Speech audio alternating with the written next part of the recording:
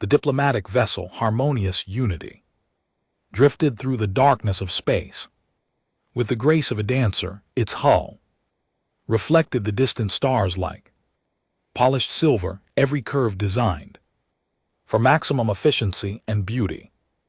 Inside the observation deck, Ambassador the Lanker stood with his 6 fellow delegates, each representing different species from across the galactic council. They had traveled for 3 standard cycles to reach this remote sector of space, all to witness something that should have been routine.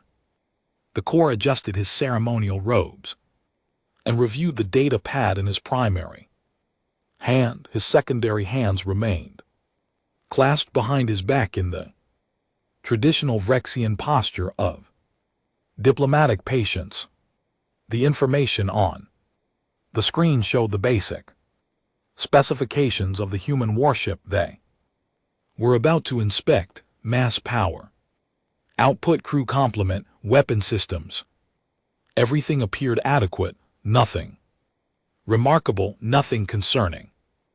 Ambassador, we are approaching the rendezvous coordinates, announced the ship's captain through the communication system. Her voice carried the melodic quality typical of her species, calm and professional. Thelmker nodded, though the captain could not see him. Proceed as planned. Inform our hosts that we have arrived. Around him, the other delegates murmured among themselves. To his left stood Commander Vril of the Kashan Defense Fleet, his crystalline form refracting the soft blue lighting of the observation deck.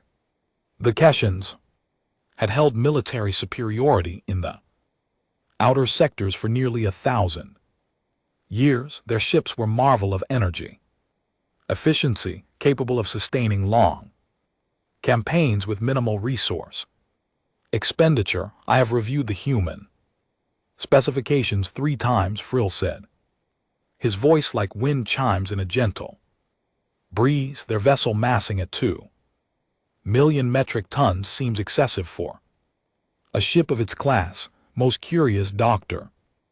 Yenna, the Peltheran scientist in their group, clicked her mandibles thoughtfully. Perhaps they have not yet mastered the art of compression technology. Young species often build larger before they learn to build smarter. The Corps had heard such assessments before. Every new species that joined the Galactic Council went through the same evaluation process. They would present their military capabilities. The Council would assess potential threats, and inevitably the newcomers would fall within expected parameters. The galaxy had been at peace for 3,000 years because warfare had become mathematically unprofitable. Resources required to wage war exceeded any potential gains. Every species eventually learned this lesson. Humanity had been part of the galactic community for 5 standard cycles now. They had been cordial, professional, and remarkably quiet. They established trade relationships, shared scientific data, and participated in cultural exchanges. They followed all protocols. They seemed eager to learn. Most importantly, they had not caused any problems. This military review was simply a formality requested by the Council to complete humanity's full integration process. Every member species underwent the same inspection. It was not about distrust. It was about understanding. The galaxy worked because everyone knew where everyone else stood. Sensors are detecting an anomaly, the captain announced, her melodic voice carrying a note of confusion. Long-range scans show something approaching, but the readings are inconsistent. The Corps moved closer to the large viewport that dominated the observation deck. The other delegates joined him, forming a line of various shapes and sizes all united in curiosity. What kind of inconsistency? VR asked, his crystalline form shifting colors slightly, as it always did when he became interested in tactical matters. The mass readings keep fluctuating. Our computers are having difficulty establishing a solid lock. It is almost as if the object is larger than our sensors are calibrated to measure accurately.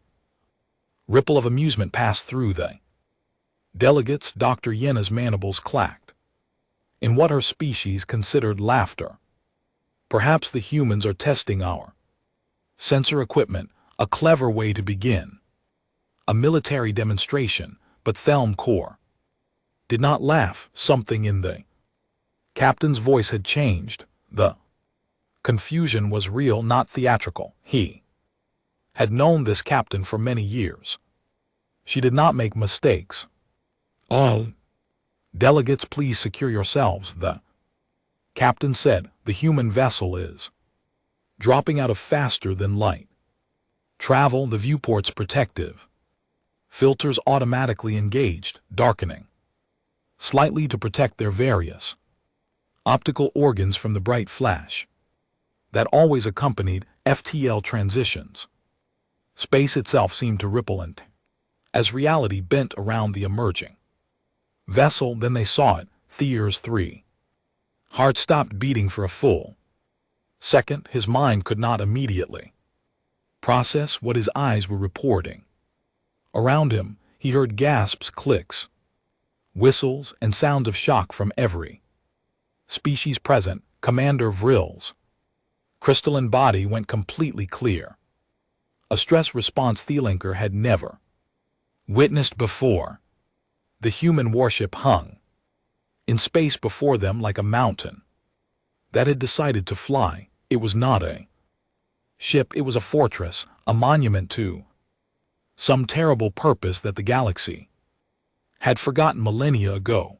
The harmonious Unity was considered a large vessel by diplomatic standards, measuring nearly 300 m from bow to stern. This human ship dwarfed it not by twice its size or even 10 times. Human warship was 50 times larger than their diplomatic vessel. It stretched across space like a city, its hull bristling with structures that could only be weapons arrays, sensor towers, and armor plating so thick it looked like the walls of a fortress. By the ancient stars, someone whispered behind the core. He could not tell who had spoken. Perhaps it had been him. The ship was not elegant. It had none of the smooth curves and artistic lines that characterized modern military vessels. It was all brutal angles, flat surfaces, and geometric efficiency. It looked like someone had taken the concept of a warship and stripped away everything that was not essential to its singular purpose: combat. The hull was dark gray, almost black in places, with sections that appeared to be layered. Armor plating, raised structures, ran along its length like the spine of some ancient predator. Massive cylindrical objects protruded from multiple points, each one larger than the harmonious Unity's main engine. Assembly weapons, the Lanker realized with growing horror. Those were weapons. Sensors have achieved full lock, the captain reported, her voice now stripped of its musical quality, replaced by something flat and shocked. Confirmed. Mass 2.3 million metric tons. Length 4,200 m. Width 800 m. Height 600 m.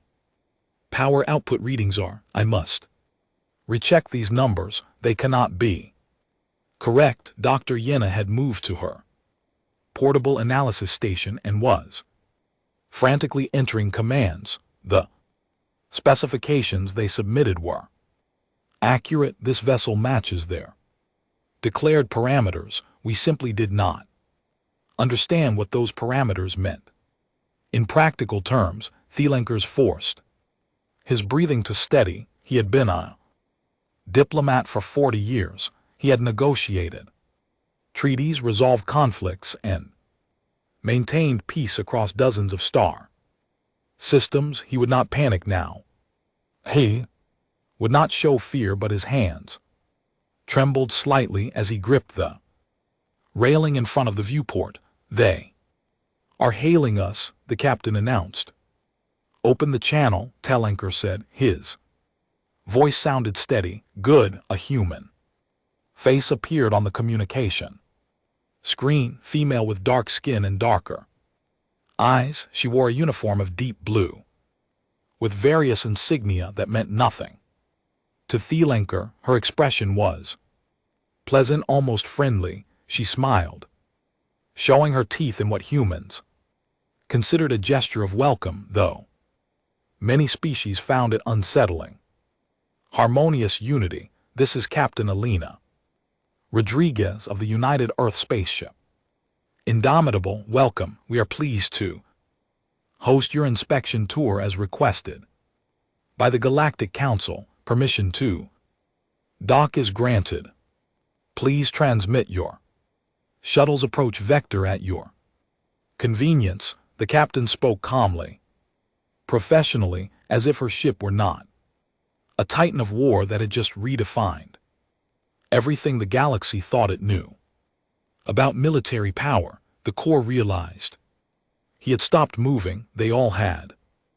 Every delegate stood frozen, staring at the ship that should not exist. Galaxy had been peaceful for 3,000 years.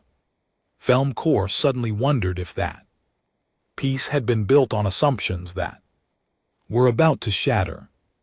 The shuttle bay of the Indomitable was larger than the main cargo hold of most military vessels Felm Corps had ever visited. The small diplomatic shuttle from the Harmonious Unity looked like a child's toy as it settled onto the landing pad, dwarfed by the massive space around it. The bay could easily accommodate 50 vessels of their size, perhaps more. As the shuttle's doors opened and the delegation descended the ramp, Felm Corps noticed the gravity.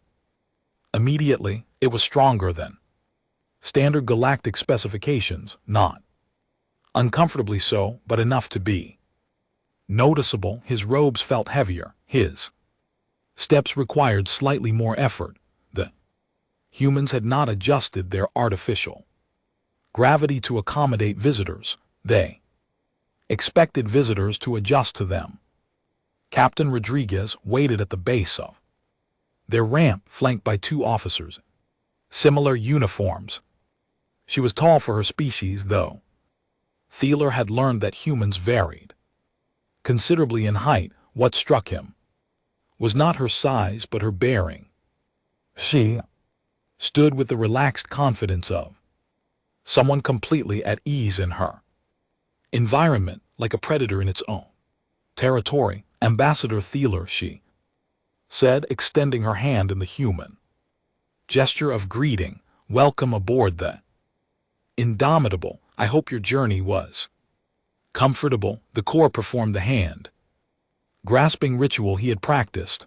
The captain's grip was firm, much firmer than he had expected. Her hand felt strong, the bones solid beneath surprisingly tough skin. "Thank you, Captain Rodriguez. Your vessel is quite impressive." "She's a beast," Rodriguez said with a slight smile, "but she's our beast. Let me introduce my executive officer, Commander James Park, and our chief engineer, Lieutenant Commander Sarah Chen. They'll be assisting with the tour." The 2 officers nodded to the delegation. The Corps noticed that all 3 humans had similar builds, muscular and compact, not the lean efficiency of species that had evolved on lighter worlds, but the dense, powerful frames of beings shaped by stronger gravity and harsher conditions.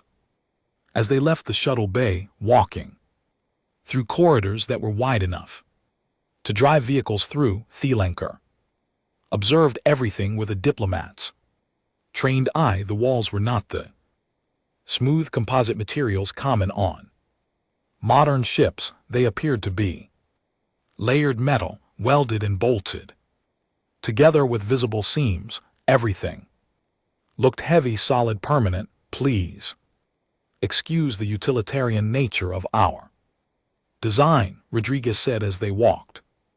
She seemed slightly embarrassed. Human military architecture tends to prioritize function over form. We've been meaning to make things more aesthetically pleasing for visitors, but we haven't gotten around to it yet, Dr. Yenna clicked her mandibles politely. Function is its own beauty, Captain. Though I am curious about your construction methods. These walls appear quite thick, 30 cm armor plating throughout most of the ship, Commander Park replied. Double-holed in critical sections. We believe in redundancy. If one system fails, 3 others can take over. Commander VR's crystalline form flickered with agitation. 30 cm, that seems excessive. Modern energy shields can deflect most weapons fire with far less mass. We have shields too, Rodriguez said. But we also have armor and backup systems for the backup systems. Human engineering philosophy is that anything that can break eventually will break, so we build things that can survive breaking. They passed crew members in the corridors, and Thielenk studied them carefully. All humans, no other species. That was unusual. Most modern military vessels had mixed crews representing several species for efficiency and perspective. These humans nodded respectfully to their captain as they passed, but Thelker noticed their posture, the way they moved. They were all physically imposing, even the smaller ones. They carried themselves with a certain readiness and alertness that suggested they were always aware of their surroundings. One crew member walked past carrying a piece of equipment that must have massed 50 kg, holding it in one hand as casually as Thielenker might carry a data pad. The human did not appear to be straining at all. Your crew seems remarkably strong, Thielenker observed, keeping his tone neutral. Rodriguez glanced at the crew member who had just passed. Earth gravity is 1.22 times standard galactic specification. We all grow up under those conditions. Makes us a bit more robust than species. From lighter worlds, our bones are denser, our muscles stronger per unit mass. It's just biology, Theller thought, just the product of evolving on a world that would crush most civilized species. They entered what Rodriguez called the observation lounge, a large room with windows that provided a view of space outside. Delegations spread out, examining various displays and interfaces. Everything was labeled in human languages with no translation matrices installed. You do not use standard galactic interface systems, noted diplomat of the Corvian Union. His tentacles gestured toward a control panel that looked entirely mechanical, rather than the holographic systems common throughout the galaxy. We do on our civilian vessels, Lieutenant Commander Chen explained, but military ships use isolated systems, no wireless connections, no universal interfaces. Everything is hardwired, manually operated. It makes systems harder to hack or disable remotely, takes longer to use, requires more training, but it's more secure. You design your vessels anticipating electronic warfare, VR said. Slowly, his crystalline body shifting to a darker hue. You expect enemies to attempt infiltration of your systems. We expect everything, Rodriguez said. Simply hope for the best, prepare for the worst. That's a human saying. It served us well. The core moved to one of the windows and looked out at space. In the distance, he could see the harmonious unity, small and delicate.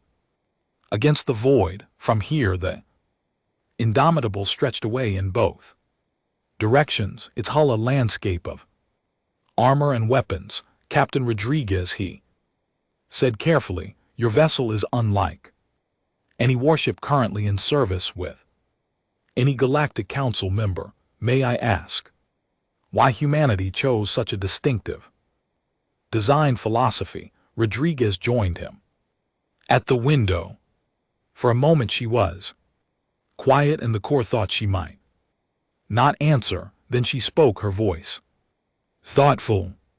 Ambassador, humans fought each other for our entire history. Wars on land, on sea, in the air, in space. We developed weapons that could destroy cities in seconds. We built machines designed for nothing but killing other machines. We spent thousands of years perfecting the art of destruction. When we finally achieved peace among ourselves and reached for the stars, we knew what was possible out there. We knew that the universe might not be friendly. She turned to face him directly. We came to the stars expecting war. Ambassador, we built ships that could survive it. We trained crews that could fight it. We prepared for the worst thing we could imagine, because we had already done the worst things imaginable to ourselves. We know what war looks like because we invented most of it. The observation lounge had gone silent. Every delegate was listening now. Then we met you, Rodriguez continued, and her expression softened. We met the council, all of you, and we learned that the galaxy had chosen peace. We learned that civilized species talk instead of fight, negotiate instead of destroy. It was the most beautiful thing we had ever discovered. But by then, we had already built these ships, so you keep them, said quietly. We keep them, Rodriguez agreed, because even in a peaceful galaxy, it's good to be able to defend that peace if necessary, and because scrapping them would be wasteful, and because, well, we're very good at building warships. It's what we know. Commander Park stepped forward. If I may, Ambassador, the weapons deck is next on the tour. That's what you really came to see, isn't it? Delker's 3 hearts beat faster. He was not sure he wanted to see the weapons deck, but he nodded. They had come for an inspection. They would complete their mission no matter what. They found the weapons deck stretched before them like a cathedral dedicated to destruction. The ceiling rose 15 m overhead, supported by massive structural beams. The space was divided into sections, each one housing different weapon systems, and the scale of everything made the core feel small in a way he had not experienced since childhood.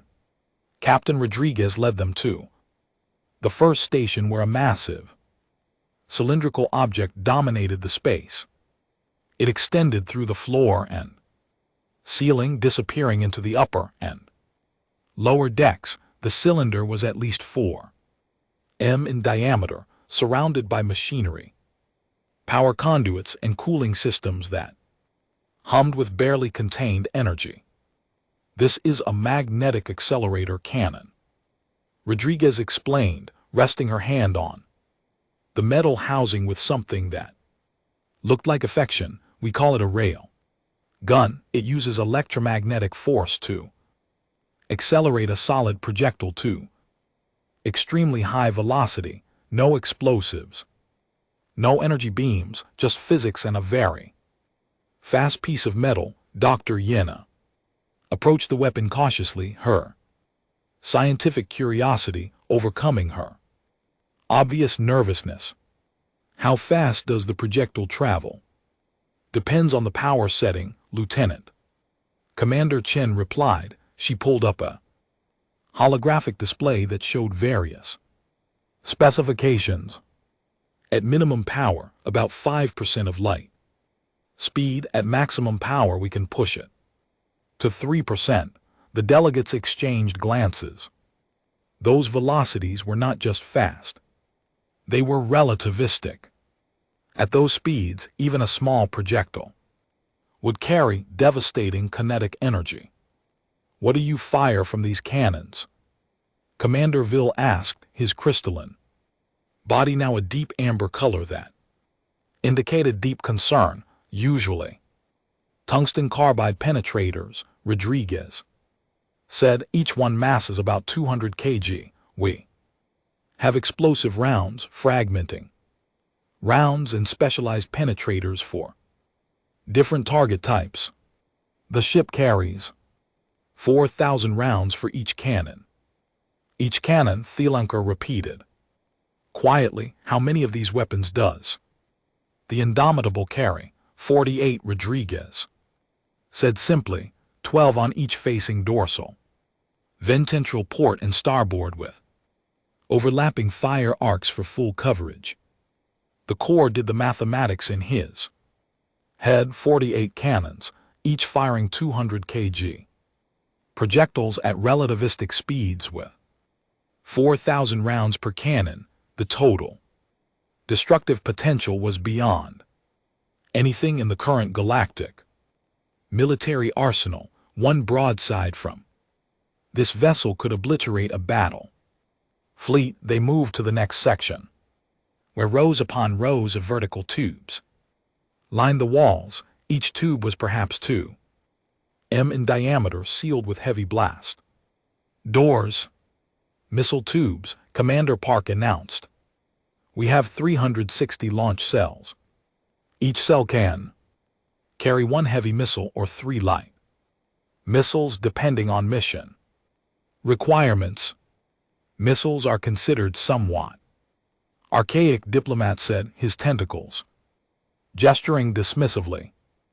Modern point defense systems can intercept them easily. Our missiles are somewhat difficult to intercept, Rodriguez said with a slight smile that made the Corps deeply uncomfortable. They have their own defensive counter measures, stealth coatings, and evasive programming. They're also very fast, and we typically fire them in large numbers.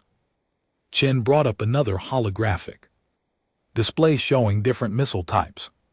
Standard high explosive warheads for ship-to-ship combat, armor-piercing bunker busters for fortified positions, area denial cluster munitions, and our mining missiles, which we use for asteroid resource extraction. Mining missiles, Dr. Yena asked. Sometimes you need to break apart a large asteroid to access valuable minerals, Chen explained. So we developed high-yield warheads specifically for fragmenting large objects. We call them planet crackers, though that's not technically accurate. They could severely damage a planet surface, but they couldn't actually crack a planet. That would require significantly more energy. The casual way she described weapons that could devastate a planetary surface made Thier's blood run cold. These were mining tools to the humans. Mining tools. They continued through the weapons deck, and each new system added to the growing horror that Thelm Corps felt settling into his bones. Point defense cannons that could track and destroy hundreds of targets simultaneously. Electronic warfare suites designed to blind, confuse, and disable enemy systems, armor-penetrating torpedoes, particle beam projectors, kinetic kill vehicles. The list went on and on. Your species has devoted considerable resources to weapons development, Thelmer said carefully, trying to keep judgment out of his voice. Rodriguez nodded slowly, more than we should have probably, but you have to understand where we come from. Ambassador Earth is what the galactic community would classify as a Class 12 death world. Several delegates gasped. Class 12 was the highest danger rating. Worlds where life was so competitive, so violent that evolution became an arms race of survival adaptations. Our planet has 1.2 times standard gravity, Rodriguez continued. Our weather systems are violent and unpredictable. We have storms that can flatten cities, waves that reach 30 m, high earthquakes that tear the ground apart. Our biosphere is filled with predators, parasites, and diseases that evolved alongside us, constantly trying to kill us. She walked among the weapons as she spoke, and Thelmer realized she was completely comfortable here, surrounded by instruments of death. This was her natural environment. Every species on Earth fights for survival. Every day, the plants develop toxins, so herbivores develop immunity, so plants develop stronger toxins. Predators develop speed and strength, so prey develops better senses and camouflage, so predators develop better hunting strategies. Everything evolves to kill or avoid being killed. There is no peaceful equilibrium. There is only survival. And humans, Thielenker asked quietly. Humans are persistent predators. Commander Park said, we're not the fastest or the strongest, but we don't give up. We track our prey for days if necessary. We work in groups. We use tools. We plan ahead. We learn from our mistakes, and we never ever stop. Dr. Yena's mandibles clicked nervously. But you also developed intelligence, civilization, culture. You moved beyond mere survival. We did, Rodriguez agreed. But we brought our survival instincts with us. Ambassador, do you know how many major wars humanity has fought among ourselves? How many times we nearly drove our own species to extinction? Thielenker shook his head. We stopped counting after 10,000 documented conflicts, 10,000 wars. Ambassador, some lasted for days, some for generations. We developed weapons that could poison the air, burn entire continents, turn our own planet uninhabitable.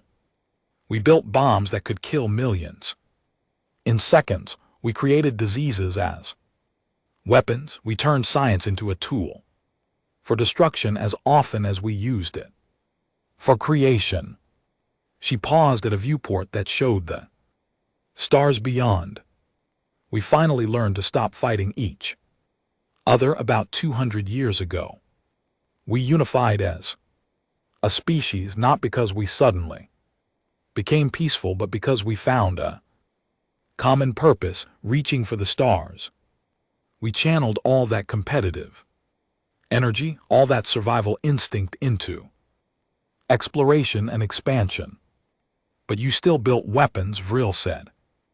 You still prepared for war, because we know what we're capable of, Rodriguez said simply. If we could do such terrible things to ourselves, we had to consider that others might do the same to us. We hoped for friendship, but we prepared for conflict. It's our nature. Thelker looked around the weapons deck, seeing it with new understanding. This was not just a warship, it was a monument to humanity's violent past and their fear of a violent future. Every weapon system represented a lesson learned in blood, a strategy developed through countless battles, a technology refined through generations of warfare. The ship's physician, a human woman, named Dr. Lisa Okonkwo, had joined them. During the tour, she had been quiet. Until now, but she spoke up suddenly. "If I may add something, Ambassador," she said, "humans are also remarkably difficult to kill. We have redundant organs, rapid healing capabilities, and extreme injury tolerance. A human can lose 30% of their blood volume and continue fighting. We can survive injuries that would be fatal to most species. Our psychological resilience is equally robust. We adapt to almost any condition, endure almost any hardship."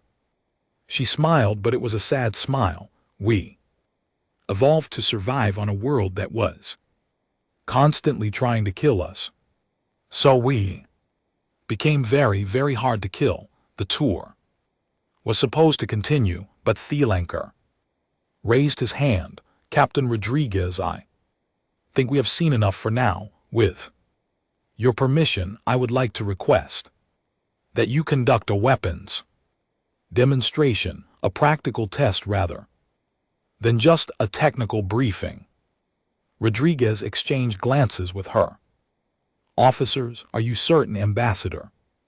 Our weapons are quite powerful." "I am certain," Thielanker said, though he was not certain at all. But the Council needed to see this. They needed to understand what humanity had brought to the galaxy. "Very well," Rodriguez said.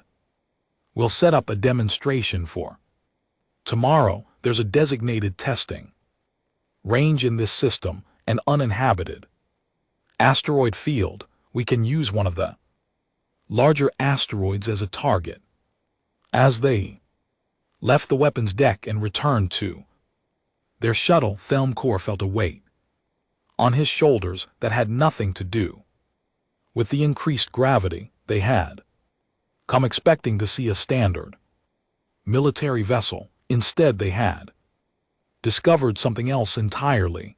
The asteroid designated as Target 7 hung in space like a small moon. It was roughly spherical, measuring approximately 8 km in diameter, composed primarily of iron and nickel with traces of other heavy metals. According to the scans, it massed about 300 billion kg.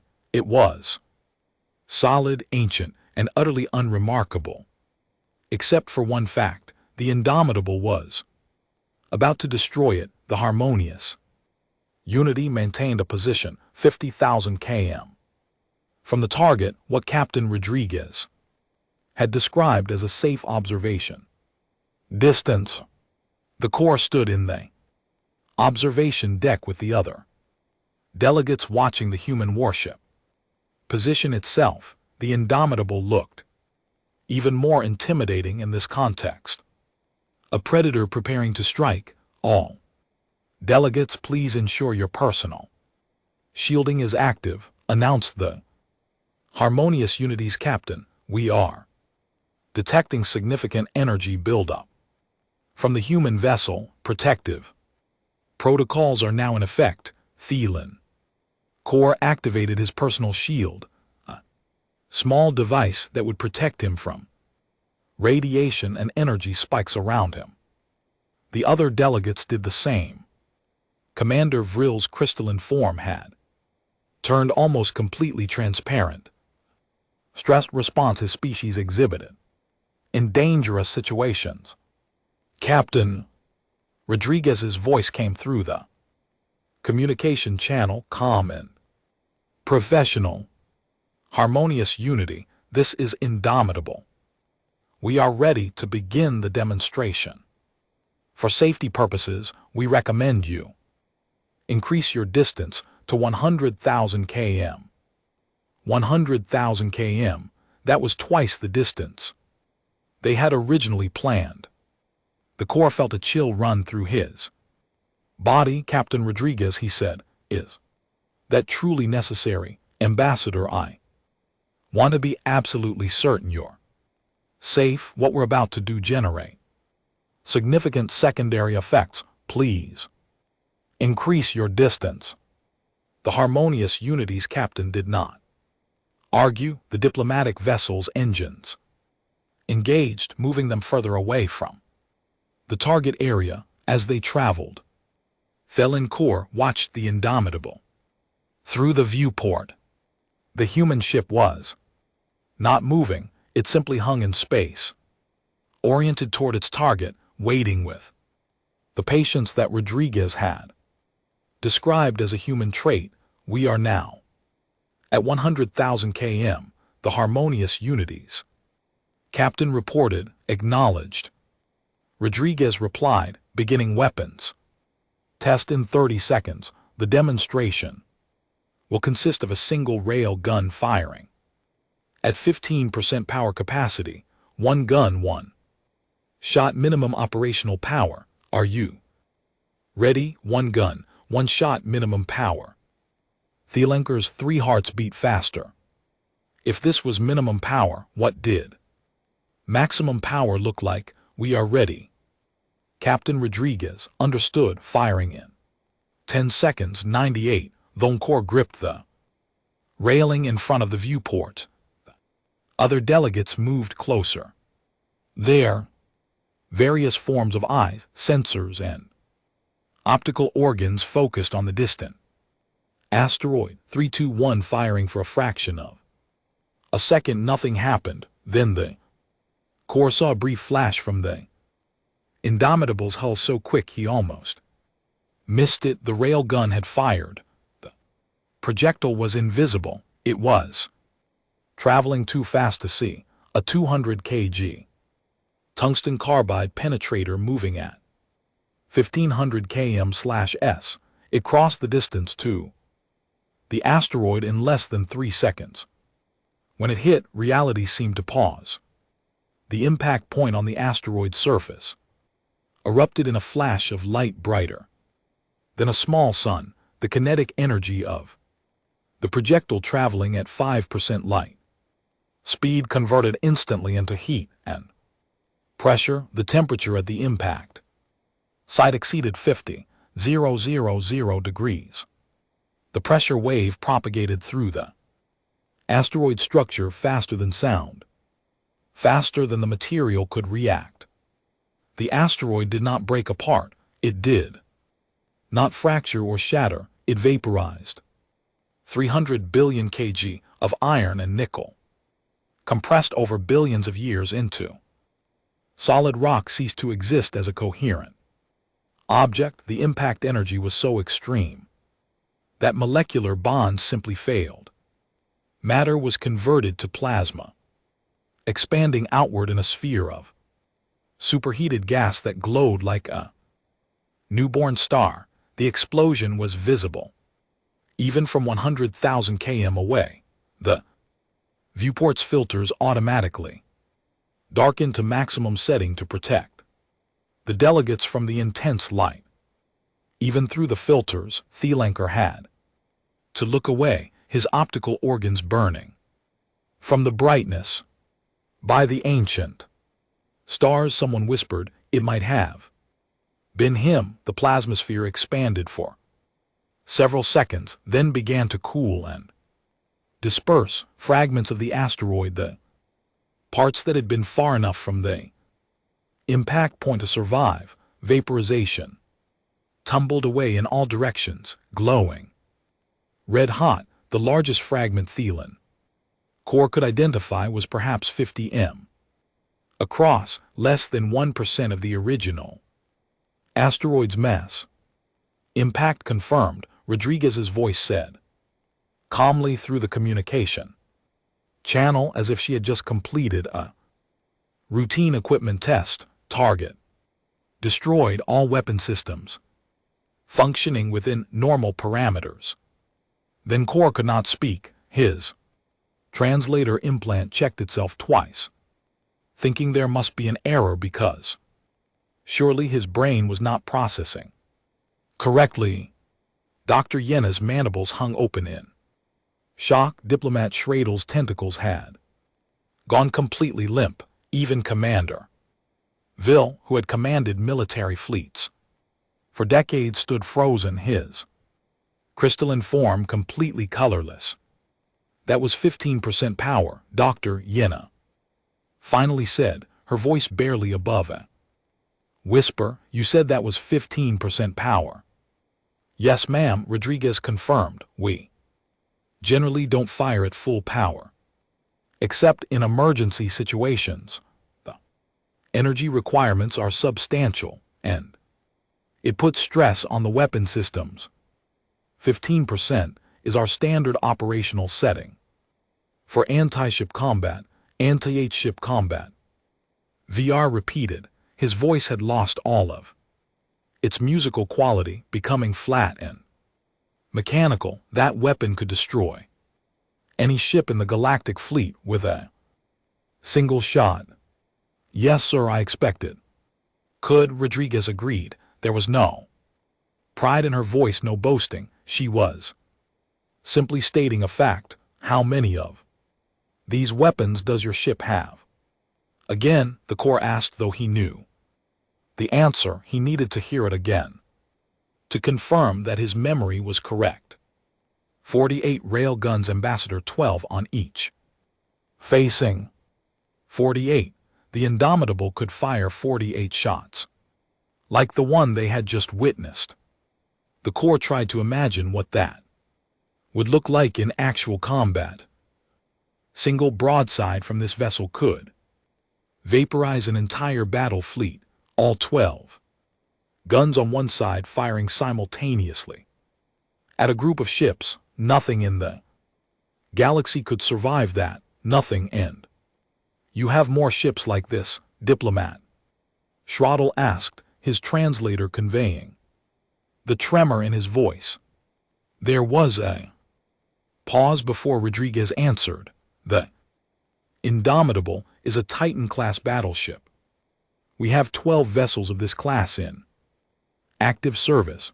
We also have 57 Colossus class heavy cruisers, which are about half the size and firepower of the Indomitable.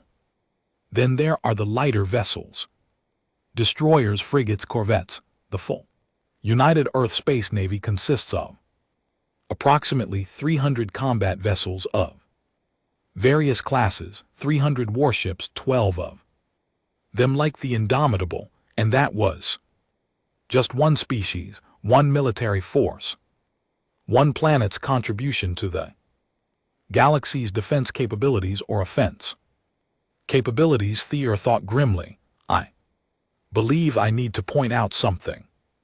Commander Park's voice joined the conversation. Everything you've seen today is from a ship design that's nearly 20 years old.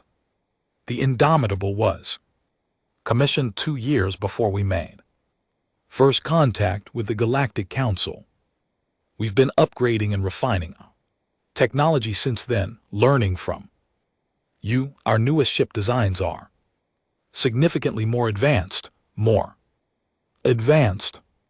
The words hung in the air like a threat, though Thielenk knew it was not meant that way. The humans were not threatening them. They were simply being honest, providing the information the Council had requested, but the implications were terrifying.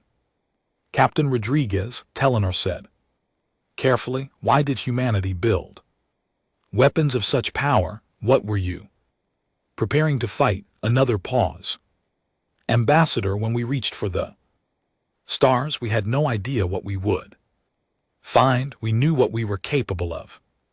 We knew how violent and destructive a technological species could be because we had spent thousands of years being violent and destructive to ourselves. So we prepared for the worst-case scenario, which was that we would encounter another species like us, another civilization that had fought its way up from a death world, another culture that had perfected warfare over millennia of conflict. We built these ships to fight an enemy that thought like we did, that was as determined and relentless as we were. We built them to win a war against ourselves.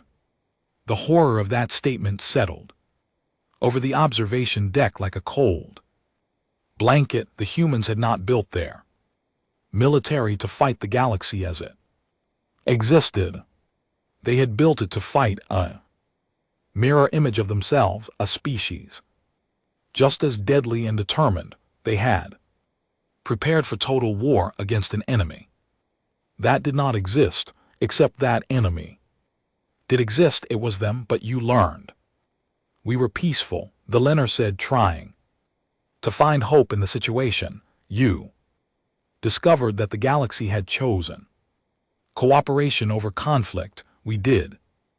Rodriguez agreed, and her voice warmed slightly. It was the best discovery we've ever made, Ambassador, learning that the universe was full of people who talked instead of fought, who traded instead of invaded, who built together instead of destroying each other. It gave us hope that maybe we could change.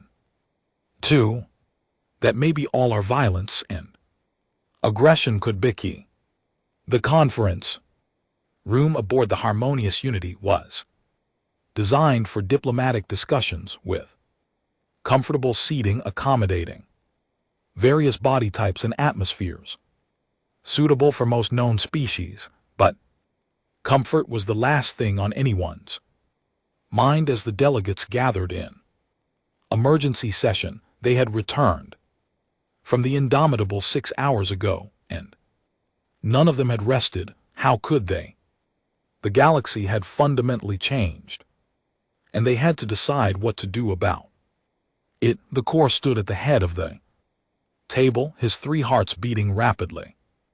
Despite his attempts to project calm, around him sat the 6 other delegates, representing the most powerful military and diplomatic forces in the Galactic Council. They were supposed to have been conducting a routine inspection.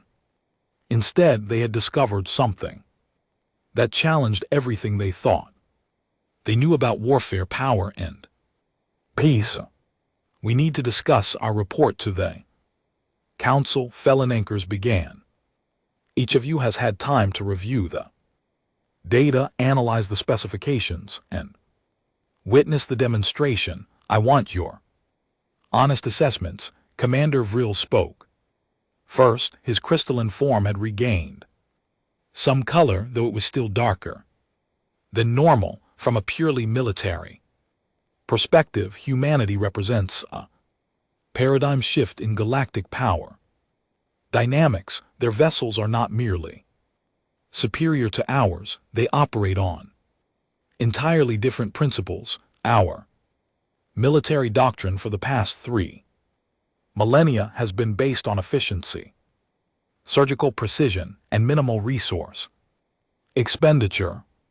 Human doctrine is based on overwhelming force redundancy and the assumption of total war. Total war, Dr. Yena repeated. Her mandibles clicked nervously. I have been researching this concept in the human historical databases they provided. It means the complete mobilization of all resources, military and civilian, toward the destruction of the enemy. It means no distinction between combatants and non-combatants. It means fighting until one side achieves absolute victory or faces complete annihilation.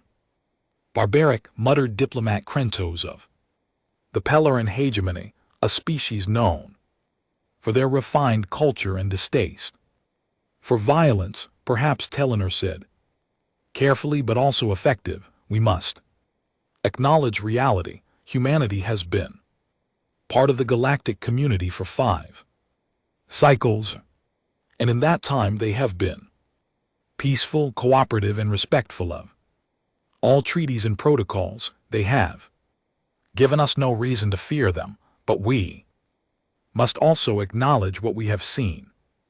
A single shot from one weapon on one ship completely destroyed an 8 km asteroid, diplomat Shreddle said, his tentacles gesturing with agitation.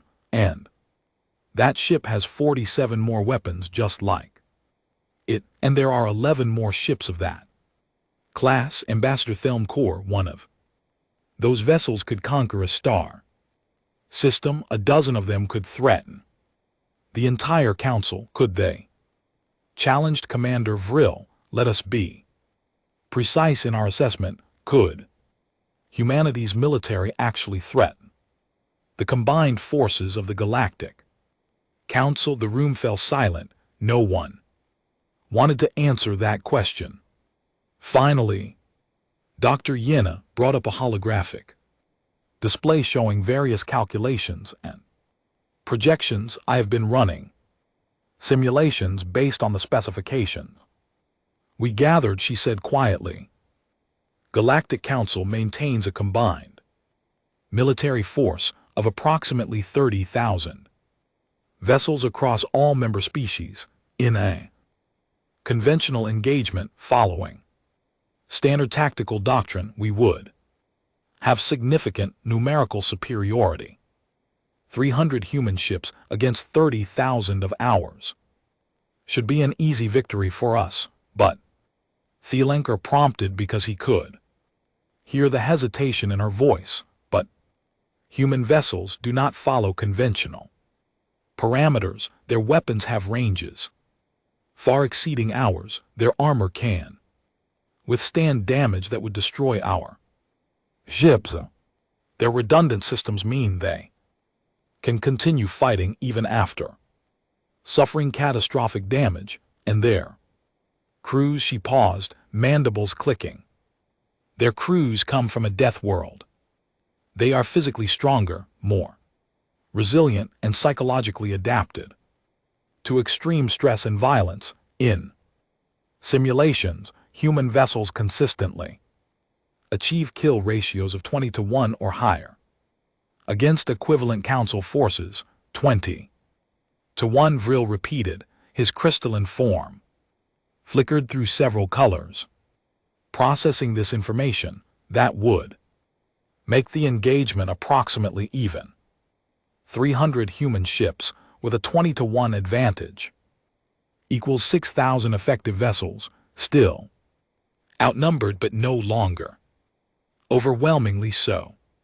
And that assumes we can actually coordinate 30,000 ships from dozens of different species, each with their own command structures, communication systems, and tactical doctrines, Diplomat Shredil added, while humanity fields a unified force with standardized equipment and training. In reality, their effective power may be even greater. Thinner felt the weight of the galaxy settling on his shoulders. So what you are telling me is that humanity, a single species from a single planet, has achieved military parity with the entire Galactic Council?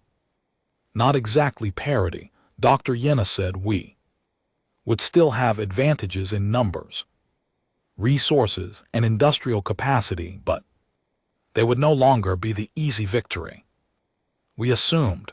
A war with humanity would be catastrophic for both sides. Millions would die, entire worlds could be destroyed, the economic and social damage would take generations to repair, and the outcome would be uncertain.